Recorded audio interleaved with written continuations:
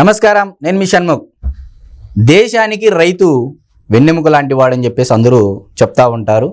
స్టేటస్లు కూడా పెడతా ఉంటారు. వాట్సాప్ స్టేటస్లు కానీ ఫేస్బుక్లో కానీ ఒక రైతు దినోత్సవం నాడు కేవలం స్టేటస్లు పెట్టుకొని అట్టహాసంగా ఆ ఒక్కరోజు మాత్రమే జరుపుకునేటువంటి ఈ రోజుల్లో నిజంగా రైతుల మీద ప్రేమ ఉందా? అటు ప్రభుత్వానికి ఇటు ప్రజానికానికి రైతుల మీద అంటే ఒక అవగాహన ఉందా అనే విషయం పట్ల మనం మాట్లాడుకున్నట్లయితే మరి గత ప్రభుత్వానికి ఈ ప్రభుత్వానికి రైతుల మీద ఎంత మేర చిత్తశుద్ధి ఉంది, అంతఃకరణ శుద్ధి ఉంది అని తెలుసుకోవడం కోసం ఈరోజు మనతో పాటు స్టూడియోలో సామాజిక ఆర్థిక రాజకీయ విశ్లేషకుడు మధుసూదన్ రెడ్డి గారు ఉన్నారు. నమస్కారం సార్. ప్రణామం సార్. దేశానికి రైతే రాజు అంటారు.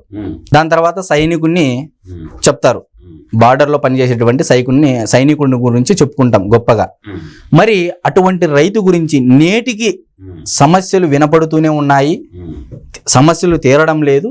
కానీ గత ప్రభుత్వానికి అంటే జగన్మోహన్ రెడ్డి గారి ప్రభుత్వానికి ఇప్పుడున్నటువంటి చంద్రబాబు నాయుడు గారి కూటమి ప్రభుత్వానికి తేడా ఏంటి సార్? రైతుల మీద ఏ ప్రభుత్వానికి చిత్తశుద్ధి ఉంది, అంతఃకరణ శుద్ధి ఉంది? ఎందుకు నేను స్పెసిఫిక్గా చిత్తశుద్ధి అంటున్నానంటే ధాన్యం కొనుగోలు విషయంలో గత ప్రభుత్వానికి ఈ ప్రభుత్వానికి తేడా ఏంటి అని అంటే మీరేం చెప్తారు? అంటే మనకి ఒక స్వతంత్ర సంగ్రామంలో రెండు పదాలు బలంగా వినిపించాయి. ఒకటి ఏంటంటే జై జవాన్, జై కిసాన్. అంటే రక్షకుడు, అన్నదాత సుఖీభవ. అంటే రైతు పంట పండించడం వల్ల రైతు ఒక్కడే తినడు, ప్రపంచానికి విశ్వానికి మొత్తానికి అన్నం పెడతాడు, ప్రజలందరికీ అన్నం పెడతాడు. కాబట్టి రైతే రాజు అంటారు. కానీ నా దృష్టిలో వ్యవసాయం అంటే ఎన్నో పలుదపాలు చెప్పా. వ్యవసాయం అంటే వ్యయం చేయటం, సాయం అడగటం. ఇది నేటి పరిస్థితి, నేటి దుస్థితి. కారణాలు లేకపోలేదు. ప్రపంచీకరణ నేపథ్యంలో, గ్లోబలైజేషన్ నేపథ్యంలో ప్రభుత్వాలు ప్రత్యామ్నాయ మార్గాలు అన్వేషించకుండా కేవలం ఊరేసుకునే పరిస్థితి నేటి దుస్థితి.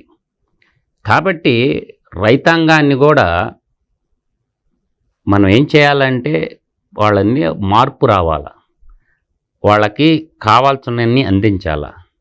పంట పండించడమే రైతు చేసినటువంటి నేరమా అనిపిస్తుంది నేడు. ఒకప్పుడు వరిధాన్యం లేనప్పుడు చిరుధాన్యాలు, బాగా గుర్తుపెట్టుకోవాలి పదం, వరిధాన్యాలు లేనప్పుడు చిరుధాన్యాలు పండిస్తే ఆరోగ్యవంతమైనటువంటి భారత సమాజం ఉన్నటువంటి నాటి పరిస్థితులు, 100 ఏళ్ళు పైగా బతికినటువంటి పరిస్థితులు, హాస్పిటల్కి పోయి మందులు ఇంజక్షన్లు వేసుకోనటువంటి జీవన విధానం ఉన్న దాంట్లో నుంచి నేను ఆ వరి అన్నమే పరమాన్నంగా అనుకొని రోజు గ్లూకోజ్ ఎక్కించుకుంటా షుగర్ భారతాన్ని ఏర్పాటు చేశారు. ఈరోజు 35 కోట్ల మందికి పైగా షుగర్ జబ్బు ఉంది. అంటే ఇక్కడ మన సౌత్ ఇండియాలో అంటే దక్షిణ భారతదేశంలో ఎక్కువగా అన్నం పరబ్రహ్మ స్వరూపం అనే ఒక నినాదంతో ఏదైతే ఉందో అన్నాన్నే ఇక్కడ ఎక్కువగా తినాలవాటు ఎప్పటి నుంచి పూర్వీకుల నుంచి ఉంది. లేదు, తప్పు. అన్నం పరబ్రహ్మ స్వరూపం అంటే తినే పదార్థం. అన్నం అంటే ఊరన్నమే కాదు, జొన్నన్నం తిన్నారు, కొర్రన్నం తిన్నారు, రాగి ముద్దలు తిన్నారు. వాళ్ళంతా ఆరోగ్యంగా ఉన్నారు. ఎప్పుడైతే ఈ వరి పండియటం బెంగాల్ మొదటి స్థానంలో ఉంది, ఇది వెస్ట్ బెంగాల్, దక్షిణ భారతమే కాదు, పంజాబ్ ధాన్యం పండించడంలో, బాస్మతి రైస్ పండించడంలో వాళ్ళు పంజాబ్ రైతులు ఉన్నారు. ఈ మధ్యకాలంలో వీటన్నిటిని తొక్కేసి మన అన్నదమ్ముడైన తెలంగాణ రాష్ట్రము వరి ధాన్యం పండించడంలో అగ్రస్థానంలో ఉంది. అంటే ఈ నదుల మీద డ్యాములు నిర్మాణం చేసుకొని తర్వాత సైంటిఫిక్ శాస్త్ర సాంకేతిక రంగాలు అభివృద్ధి చెందిన తర్వాత భూగర్భ జలాలు గంగని పైకి తెచ్చి గంగమ్మని పొలాలు పండిస్తున్నారు. తర్వాత ఎలక్ట్రిసిటీ ఫలితంగా అప్పుడేముండేవి, దిగుడు బావులు ఉండేవి. ఒక 30 అడుగుల లోతు లోడుకుంటే వాటర్ వచ్చే బావుల మీద వ్యవసాయం చేసేవాళ్ళు.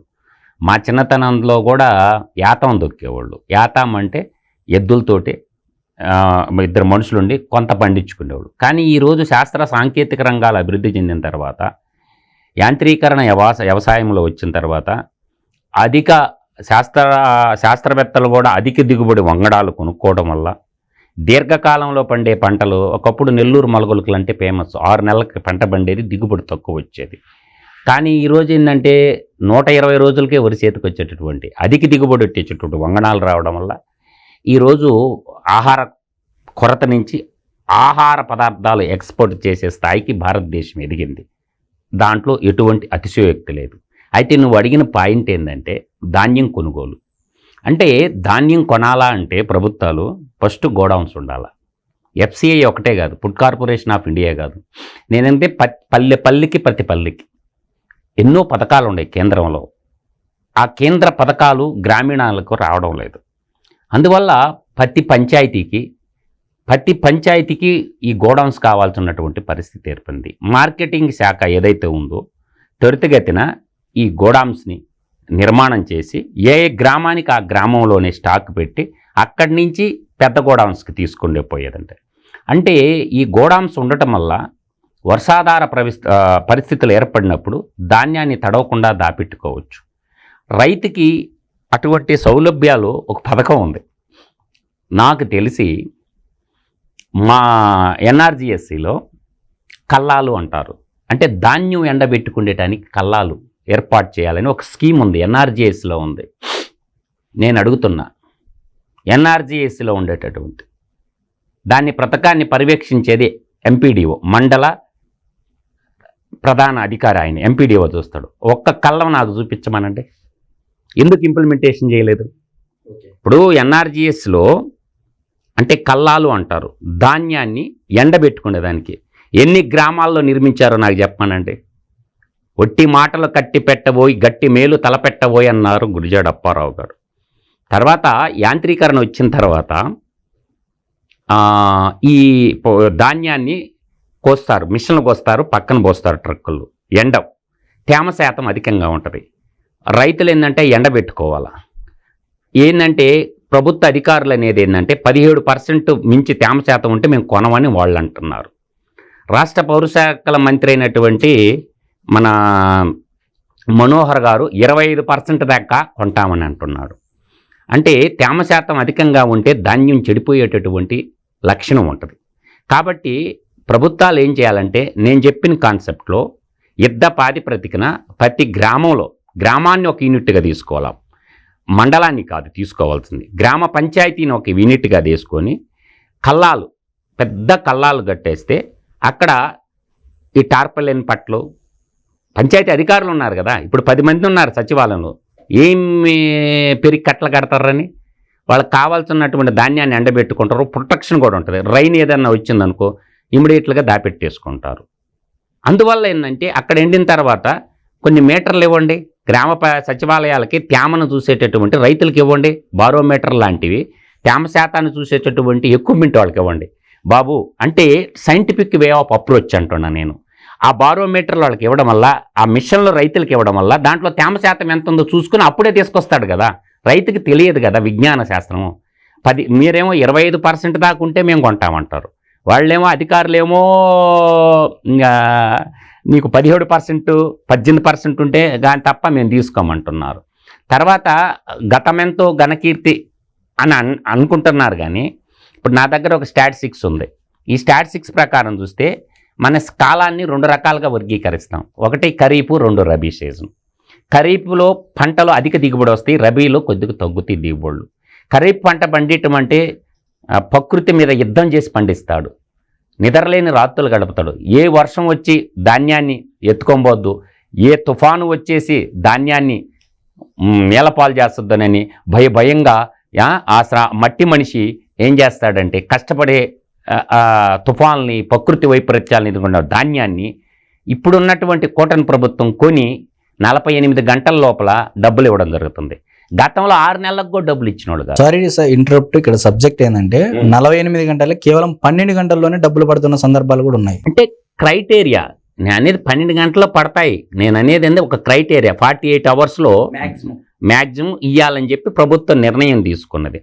అప్రిషియేట్ చేస్తాం దాన్ని. గతంలో నాకే ఫోన్లు చేసిన రైతులు చాలామంది ఉన్నారు. 6 నెలలకు కూడా ధాన్యం సేకరించారు కానీ డబ్బులు రాలా. నాకు చాలామంది ఫోన్ చేసి అల్లుడా డబ్బులు ఇప్పిపోయాను. ఇప్పుడు మా ఫ్యామిలీ మెంబర్లే ఒక 1000 ఎకరాల దాకా వరి పండిస్తారు. మా ఫ్యామిలీ మెంబర్లే, నా ఇంట్లో నా బావలు, బామర్దులు, నా బంధుత్వంలోనే ఒక 1000 ఎకరాల దాకా వరి పండిస్తారు. నన్ను అడిగిన సందర్భాలు ఉన్నాయి. అందువల్ల ఏంటంటే ఇప్పుడు మనం తీరా ఒక స్టాటిస్టిక్స్ నా ముందుంది నాన్న, ఇది తీసుకుంటే 2019-20లో ఒక ఖరీఫ్ సీజన్లోనే ధాన్యం మొత్తం ఉత్పత్తి 82 లక్షల మెట్రిక్ టన్నులు ఉత్పత్తి చేశారు రైతు టోటల్గా. దాంట్లో ప్రభుత్వం సేకరించింది 47 లక్షలు, మిగతాదంటే ప్రైవేట్ వాళ్ళు కొన్నట్టేగా 47 లక్షల మెట్రిక్ టన్ను. తర్వాత 2021లో 80.20 లక్షల మెట్రిక్ టన్నులు రైతులు ఉత్పత్తి చేశారు. ఒక సీజనే చెప్తాను, నీకు 2 సీజన్లు చెప్పటంలా, ఖరీఫ్ ఒకటే. దాంట్లో ప్రభుత్వం సేకరించింది 47.32. అదేవిధంగా మనకి 2021-22 తీసుకుంటే 70.30 లక్షల మెట్రిక్ టన్నులు ధాన్యం ఉత్పత్తి చేశారు. దాంట్లో 40 లక్షలు మెట్రిక్ టన్నులు ధాన్యం సేకరించారు. 22-23కి వచ్చేసరికి 78 లక్షల మెట్రిక్ టన్నులు ఉత్పత్తి చేస్తే 35.36 లక్షలు మాత్రమే కొన్నారు. తగ్గుతూ వచ్చింది ర్యాండమ్గా. మీకు అర్థమవుతుంది కదా. 23-24 ఫైనాన్షియల్ ఇయర్కి వచ్చేసరికి 71.25 లక్షల మెట్రిక్ టన్నులు ధాన్యం రైతులు పండిస్తే కేవలం 29.5 లక్షల మెట్రిక్ టన్నులు కొనటం జరిగింది.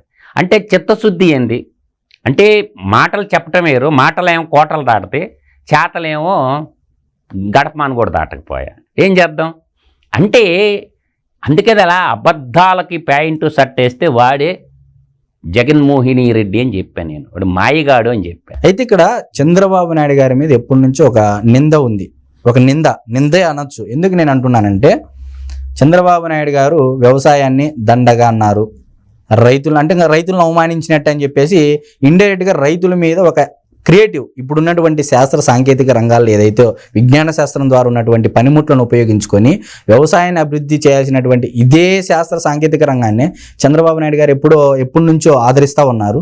మరి నిజంగా వ్యవసాయాన్ని ఎవరు దండగా చేశారు, ఏ ప్రభుత్వంలో చేశారంటే ఏం చెప్తారు?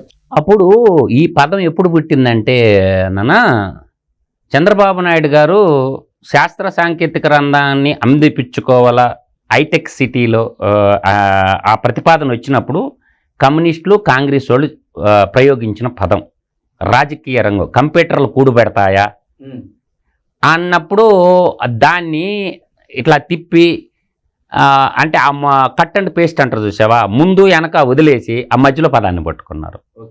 వ్యవసాయం దండకు కాదు, వ్యవసాయం ద్వారానే ఈ చదువుకున్నారు పిల్లలు, చదువుకొని తద్వారా ఆ వ్యవసాయ కుటుంబాల్లో పుట్టిన పిల్లలు డాలర్లు సంపాదించారు, డాలర్ల పంట పండించాడు. వ్యవసాయ బిడ్డలు వ్యవసాయము కష్టంగా తరంగా ఉన్నప్పుడు ఇంటికొక బిడ్డ ఇంజనీరింగ్ చదువుకుంటే డాలర్లు పండించవచ్చు అన్న ఉద్దేశంతో ఒక చిన్న ఓడు అసెంబ్లీలో ఒక చిన్న ఓడు ముందు వెనక కంపేర్ చేసి చెప్తుంటే దీన్ని ఏం చేశారంటే ఈ కమ్యూనిస్టులు కాంగ్రెస్ వాదులు దాన్ని ప్రచారానికి మొదలు పెట్టుకున్నారు. అందుకని నాయకుడు ఉచ్చారణ చేసేటప్పుడు టంగ్ స్లిప్ కాకూడదు. అందువల్ల ఏంటంటే ఒక్కోసారి మాట్లాడేటప్పుడు కొన్ని పదాలు దొల్లుతాయి, దాన్నే పట్టుకుంటారు షణ్ముఖ్. అది కాదు. ఈరోజు ఏమైంది, బాబుగారు ఆ రోజు చెప్పిందే జరిగింది. ఇవాళ ప్రతి ఒక్క పిల్లోడు ఇవాళ రైతుల బిడ్డలు ఎంతమంది వ్యవసాయం చేస్తారో నాకు చెప్పండి. చదువుకున్న బీటెక్ చదువుకున్న వాళ్ళందరూ అమెరికా, ప్రపంచ దేశాల్లో అన్ని దేశాలకి కెనడా కానీ, అమెరికా కానీ, ఆస్ట్రేలియా కానీ, లండన్ కానీ, పోలాండ్ కానీ ఎన్ని దేశాల్లో సాఫ్ట్వేర్ ఇంజనీర్లుగా పనిచేస్తున్నారు. అంటే ఆనాటి మాట నేడు నిజమైందని తెలుస్తుందిగా. అందువల్ల ఏంటంటే వ్యవసాయంలో శాస్త్ర సాంకేతిక రంగాలకు నాంది పలికింది ఎవరు? ఇలా sprinkler drip irrigation system Israel నుంచి తెచ్చాడు. అది ఉద్యానవన పంటలకు బాగా ఉంటుంది, నీళ్లు తక్కువగా ఉన్న చోట. అందువల్ల ఏంటంటే నీటి వనరులు తక్కువగా ఉన్న చోట డ్రిప్ సిస్టమ్ ద్వారా పంటలు బలంగా పండించుకుంటుంటే, ఇప్పుడు ఉదయగిరి నియోజకవర్గం అంతా నీకు ఒక్క మండలం తప్పనిచ్చి మిగతా 7 మండలాలు హార్టికల్చర్ ఉంటుంది. అయితే డ్రిప్ 90% డ్రిప్ సబ్సిడీ ఇస్తుంటే చంద్రబాబు నాయుడు గారు ఈ కలికాల కాలకేయుల ముఠ, ఈ మిడతల దండు ముఠ, ఈ కలికాల జగనాసురుడు, ఈ కలికాల కాకరి గడురు ఈ 5 ఏళ్ళు డ్రిప్ ఇవ్వలేదుగా. అనంతపురం సొంత పార్టీ ఎమ్మెల్యేలే కన్నీళ్లు పెట్టుకున్నారు అసెంబ్లీలో.